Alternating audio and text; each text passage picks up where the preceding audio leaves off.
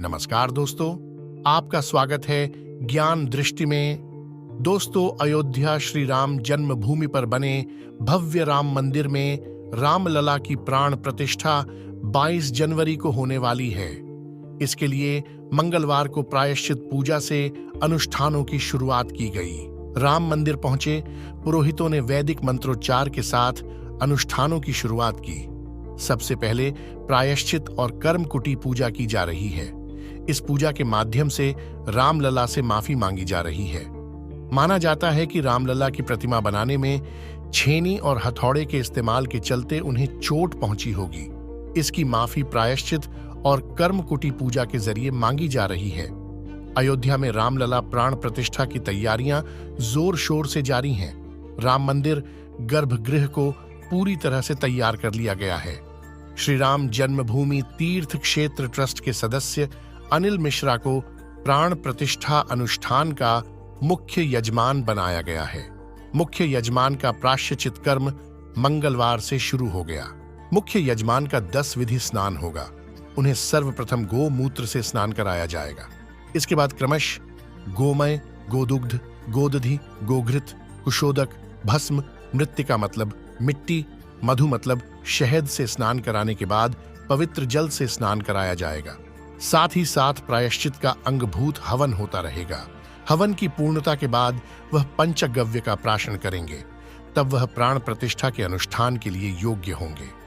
प्राण प्रतिष्ठा अनुष्ठान के मुख्य आचार्य लक्ष्मीकांत दीक्षित ने बताया कि श्री रामलला के विग्रह की प्राण प्रतिष्ठा के अनुष्ठान का श्री गणेश 17 जनवरी को यज्ञ मंडप के 16 स्तंभों और चारों द्वारों के पूजन से होगा। इस विधान की पूर्णता के बाद ही आगे के विधान आरंभ किए जाएंगे। आचार्य दीक्षित ने बताया कि 16 स्तंभ 16 देवताओं के प्रतीक हैं।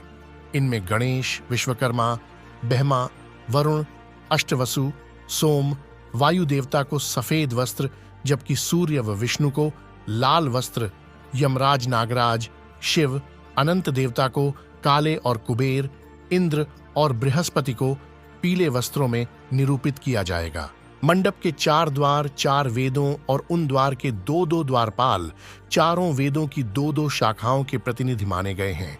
पूर्व दिशा ऋग्वेद, दक्षिण यजुर्वेद, पश्चिम दिशा सामवेद और उत्तर दिशा अथर्ववेद की प्रतीक हैं। इनकी विधिवत पूजा के बाद 4 वेदियों की पूजा होगी। ये 4 वेदियां वास्तुवेदी, योगिनी वेदी, क्षेत्रपाल वेदी और भैरव वेदी कही जाती हैं। इन 4 के मध्य प्रधान वेदी होगी। इसे पंचांग वेदी कहा जाता है। पहले दिन प्रधान वेदी के समक्ष 5 प्रकार के पूजन होंगे। इनमें गणेश, अंबिका, वरुण, षोडशोपचार व सप्तधृत मातृका पूजन एवं नांदी श्राद्ध होगा। इसके बाद प्रधान वेदी पर भगवान राम की मूर्ति रखी जाएगी, जिसकी पूजा नित्य होगी। राम मूर्ति की पूजा के बाद प्राण प्रतिष्ठा के अनुष्ठान शुरू होंगे। भगवान का कर्म कुटीर किया जाएगा। आगे के दिनों में प्राण प्रतिष्ठा होने तक प्रधान वेदी के समक्ष नांदी श्राद्ध को छोड़कर शेष 4 पूजन होंगे। 5 वेदियों की पूजा के बाद शिल्पी प्रधान विग्रह को मुख्य आचार्य को सौंप देंगे। इसके बाद आचार्य लक्ष्मीकांत दीक्षित, वेदमूर्ति गणेश्वर शास्त्री, गजानन ज्योतकर, जयराम दीक्षित और सुनील दीक्षित मुख्य विग्रह का निरीक्षण करेंगे। निरीक्षण में सर्वकुशल पाए जाने के बाद विग्रह के संस्कार होंगे। 108 कलशों और सहस्र छिद्र कलश में भरे गए तीर्थों, महासागरों, विशिष्ट नदियों के जल से विग्रह को स्नान कराया जाएगा। इसके बाद विग्रह का रत्न स्नान, औषधियों से बनाए गए काढ़े से स्नान, विभिन्न वनस्पतियों की छालों से स्नान होगा। सबसे पहले विग्रह पर घी, फिर शहद लेपन होगा। उसके बाद विग्रह का विविध अधिवास होगा। सर्वप्रथम जलाधिवास के बाद क्रमशः अन्नाधिवास, फलाधिवास, धृताधिवास, पुष्पाधिवास करके अंत में 21 जनवरी को शय्याधिवास किया जाएगा।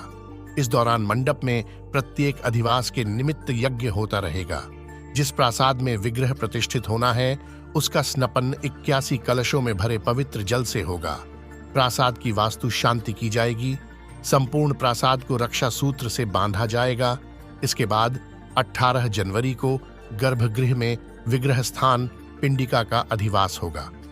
पिंडिका के नीचे सप्तधान्य पुण्य रत्न रखे जाएंगे। फिर उस स्थान पर सोने या चांदी की शलाका गाड़ी जाएगी। उसका कुछ अंश बाहर निकला रहेगा। उसके ऊपर मुख्य विग्रह प्रतिष्ठित होगा। 22 जनवरी को प्रधान मुहूर्त में प्राण प्रतिष्ठा का विधान पूर्ण होते ही उस शलाका को खींच लिया जाएगा और संपूर्ण विग्रह अपने स्थान पर स्थिर हो जाएगा। दोस्तों, आपका क्या कहना है इस बारे में? कमेंट में जरूर बताएं। मिलते हैं किसी और ऐसे ही जानकारी के साथ। तब तक के लिए नमस्कार।